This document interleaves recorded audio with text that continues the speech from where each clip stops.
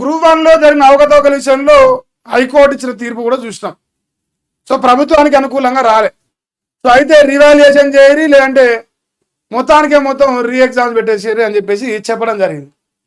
So group 1లో జరిగిన అవకతవకల పైన కావచ్చు, ప్రధానంగా రైతాంగం యూరియా బస్తాల కోసం పడతా ఉన్న తంటాలు కావచ్చు, ఈ అన్ని విషయాలు కాంగ్రెస్ పార్టీ ప్రభుత్వానికి పెద్ద ఎత్తున చెడ్డ పేరు తెచ్చిపెట్టినాయి.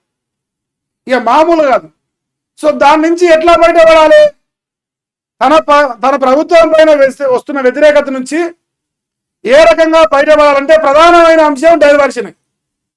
సో కాళేశ్వరం అంశం రాగానే కవితకు వస్తుంది, హరీష్ రావు హైలైట్ అవగానే కవితకు వస్తుంది. ఎప్పుడైతే ఎన్నికల దగ్గర పడుతూ ఉన్నాయో కేసీఆర్ కట్టిన కాళేశ్వరం ముందరకు వస్తుంది. ఇలా స్థానిక ఎన్నికలు దగ్గర పడుతూ ఉన్నాయి, గ్రూప్ 1 అవకతవకలు బయటపడతా ఉన్నాయి. ఎమ్మటే ఈరోజు మన కొత్త అవినీతి ఫార్ములా ఈ రేస్ అంటారు. ఇక ధరణి కుంభకోణాన్ని కూడా మొదలుపెట్టారు.